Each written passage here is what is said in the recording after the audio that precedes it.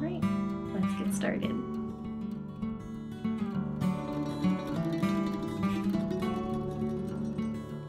Hello and welcome to the Raw Obsidian Podcast. My name is Kris.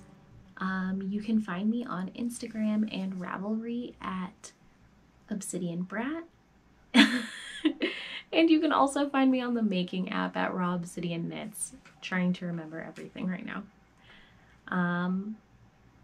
I'm currently wearing a new top that I made myself. It is the Strata Top by Sew Liberated.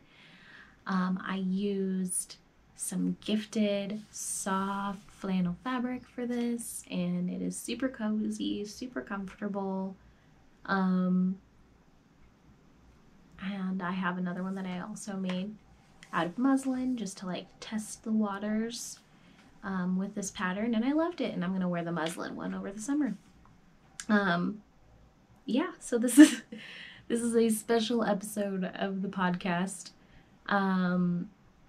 And I've been watching a few podcasts that do knit-and chats, and it's really cool to get to know someone behind the YouTube channel, the making, etc. And so I wanted to do the same and connect with you, the viewers of this podcast. So I put up a poll on my Instagram, and y'all put in some questions, and I'm really excited about that. So while I answer these questions, I'm going to be knitting on the same pair of socks that I've been knitting for Jordan for a while, using the Scar colorway from Rebel Woolworks. So in the Rebel sock, it's merino and nylon blend.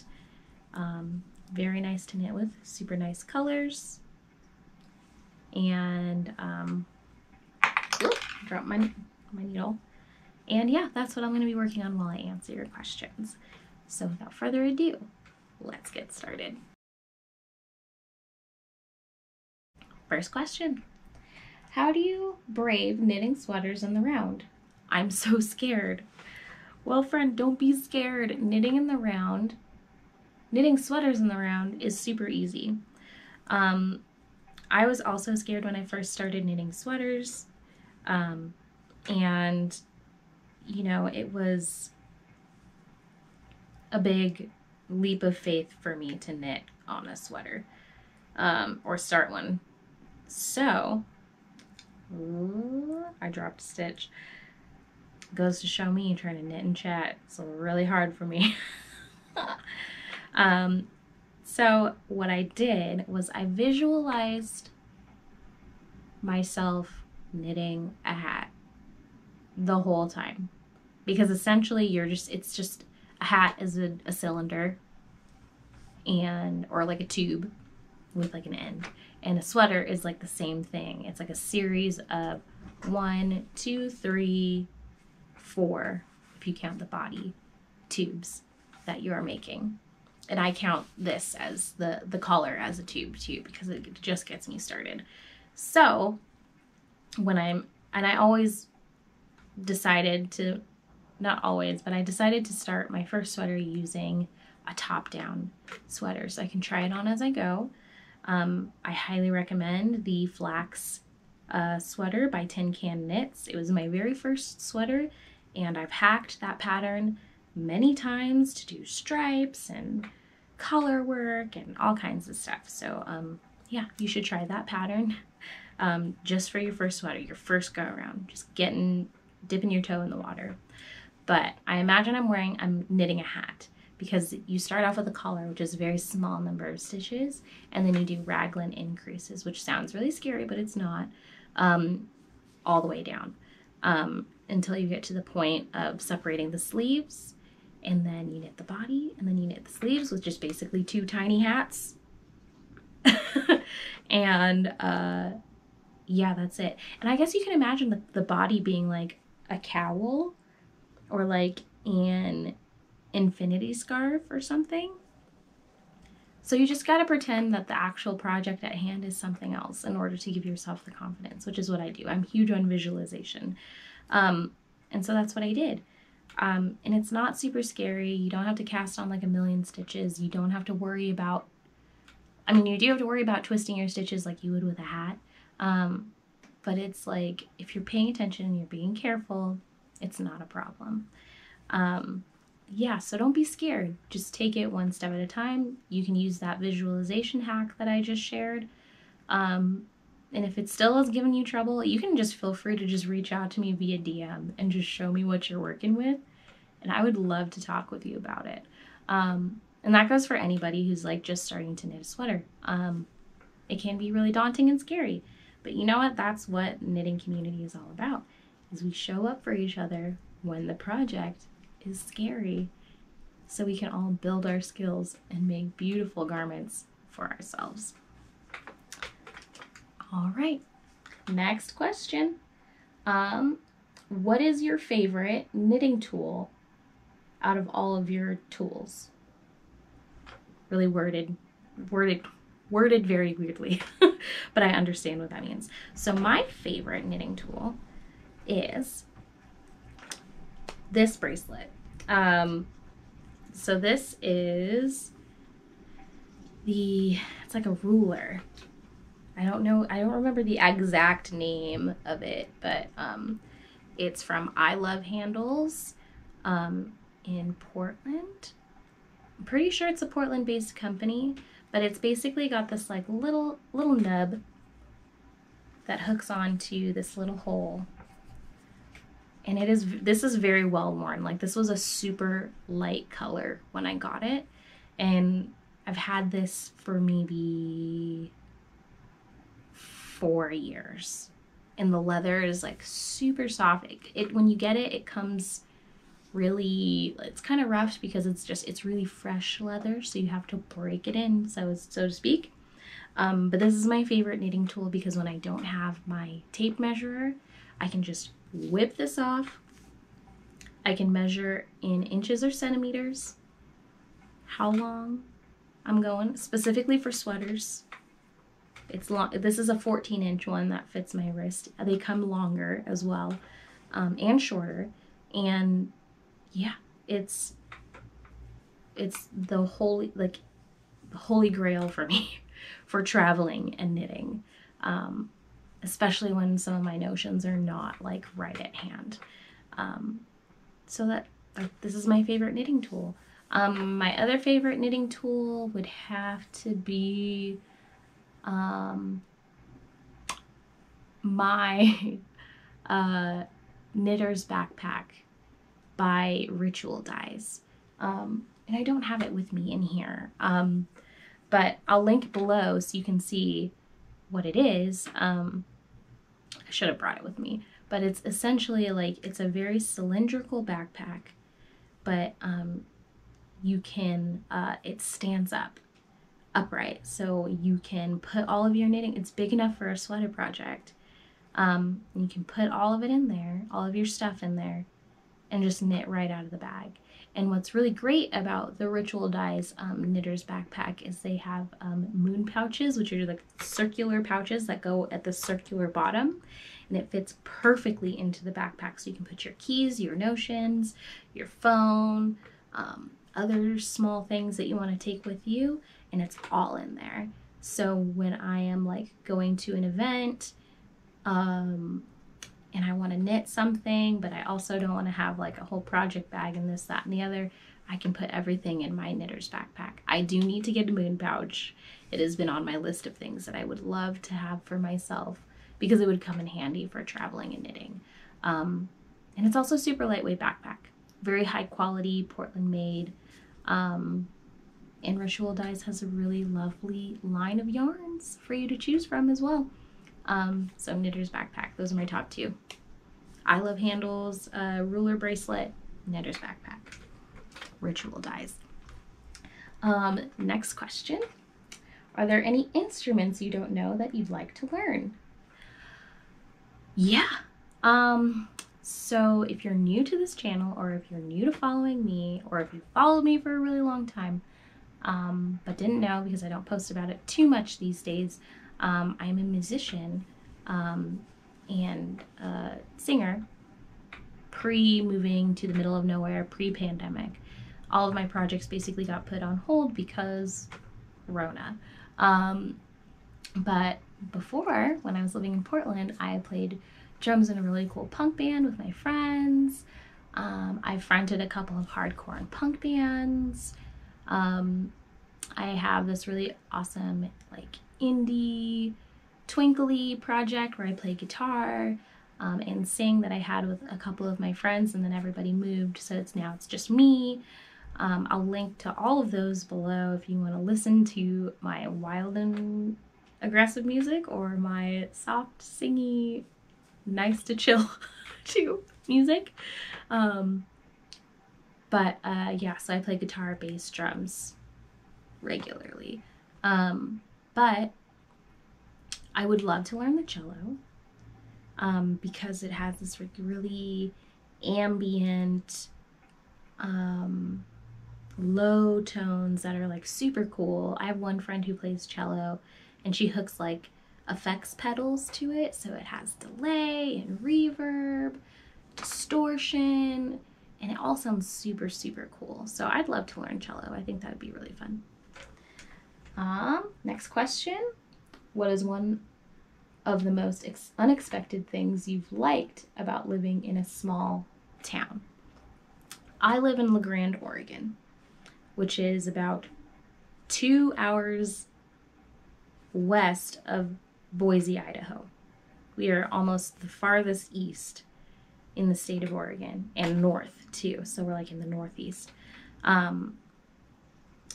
And I love it here. I think the most unexpected thing that I've come to enjoy is all of the community events. There's like parades downtown for like Veterans Day and 4th of July. And then or Christmas. And then there's also like big giant gatherings for New Year's Eve and, pardon me, trick-or-treating for the kids downtown. And the farmer's market is super lovely. And I also enjoy the sports here. This town is huge on high school sports, and their teams are really good. So since we moved here at the middle of the start of the pandemic, or in 2020, and things didn't start like really opening back up again until like mid 2021, which is around the time that Esperanza was born. So we went to the farmer's market, we went to the parades, we have gone to the baseball games here, which are super fun. The football games here are super fun. I was the least school spirit kid in high school, and to say that I am really into La Grande baseball and football is really funny to me. But we have a lot of fun. There's a lot of family-oriented things here. And it makes me really happy to live here. It really does. All right, next question. How is new mom life going? New mom life, I feel like I have the hang of it. Finally. Zaza's gonna be a year old in a couple of weeks, and I feel like it has taken me a whole year to like, I don't know, like really accept the fact that I am in a parenting role, but also like get used to not sleeping normally and multitasking and caring for a tiny human and all of the things, and also balancing like self-care and my interests, which was really, really hard in the beginning because I was literally like, Zaz was like quite literally attached to me at all points because I was breastfeeding. So to finally be at a place where I can balance everything feels really good. I do get really exhausted because I feel like there's no time in the day, or not enough time in the day to like do things, and that's true, there isn't enough time, but I'm trying to rest more and then craft and do my projects and do the podcast and etc., because it all makes me really happy. And I think that's really important for me to continue doing, because a lot of moms end up putting stuff on hold, and that's completely understandable, because you don't know how to balance it all. I mean, sometimes you can't even go to the bathroom alone. So yeah, new mom is good, and it feels good, finally. Now, I am thinking about baby number 2, not anytime soon, but in the near future, near-ish, a year or 2 from now. And so thinking about 2 kids, little, and balancing all of this really seems scary. But I'm not there yet, so I'm just going to take it in stride. But it's been really good. I feel so grounded and super solid after just breathing through the learning curves. I can't complain. Zaza's like the cutest kid in the entire world. I can't like not go anywhere without somebody saying, "Oh my God, your baby, oh my God." And I'm like, yeah, I know. She's cute. It's really cute. But new mom life is great. Thank you for asking. Next question. Do you have a making goal you're working towards? Big project idea or other? I just realized that I have not been knitting this entire time. Oh my God. So, big making goals that I have is to actually finish some projects. And I feel like I am on track with doing that. I finished my golden hour shawl. I finished my Fichu blue shawl. I've finished some sewing projects. I started another big knitting project, but I'm almost done with it. I just want to continue following through. That is my biggest goal, is to just follow through. And it's really hard to just show up and knit miles of stockinette stitch and be like in the throes of feeling like you're on single sleeve island or second sleeve island or second sock syndrome and just like powering through. So I am just trying to show up to the making and the knitting and see what happens in the process. And that's something that's really hard for me, because I'm the type of person who likes instant gratification. Hence the reason why I like sewing so much, is because I'm like, in a few days I'll have a thing and it's great. But with knitting, it's like, no, it takes longer time. And I don't have the luxury of just sitting and knitting 12 hours a day. I don't. So I have to make do with the time that I have, and that's the goal, is to just remain consistent, follow through. Another making goal of mine is I kind of want to enter the small business hustle game, and part of the reason is to fund my making habits, and the other part is to sustain the podcast. So I'm going to be, and also it's fun. It's fun. Let's be real. The reason why I want to do it is because I want to make all these things, but I don't want them piling up. So I'm going to sell them so I can keep making more of them. And the thing is stitch markers and progress keepers. And I know there's a lot of people who are out there doing the thing. I really want to do polymer clay stitch markers and progress keepers, and like other like earrings or hair stuff, little mini polymer clay art. I think all of that sounds really great. And so I want to be able to make those things and have the money to continue making them, but also funding buying yarn from small makers, buying sewing patterns and fabric. I do want to buy, but I also want to make, and I want to buy things and make things in a balanced way where I'm not building up a giant stash. So that's the goal.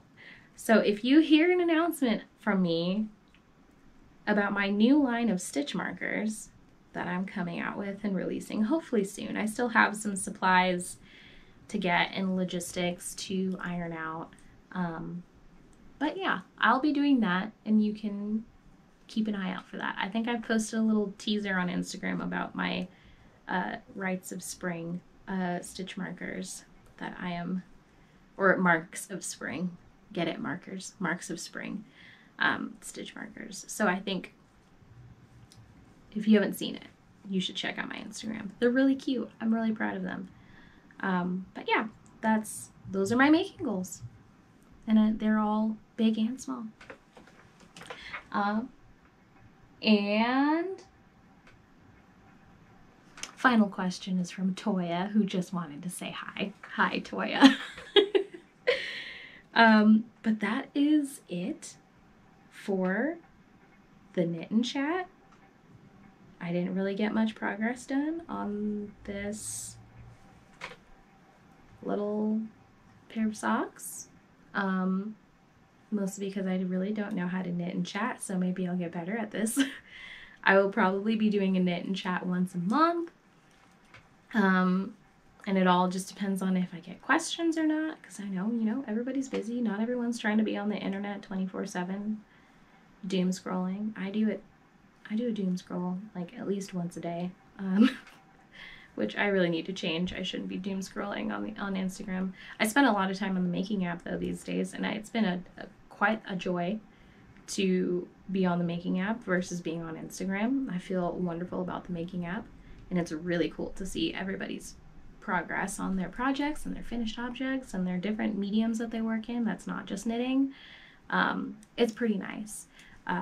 So yeah, this has been really fun. If you have watched the whole thing, thank you. If you want to continue getting updates on my videos and my podcast, ring the bell, and you'll get those notifications.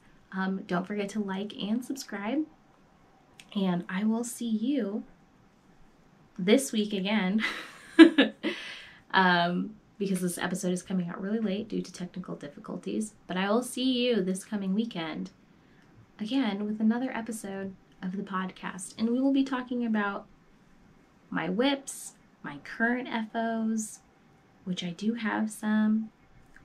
This is also one, but I'll go into more detail about this Strata Top, and so much more. So thanks again, and happy making, everybody.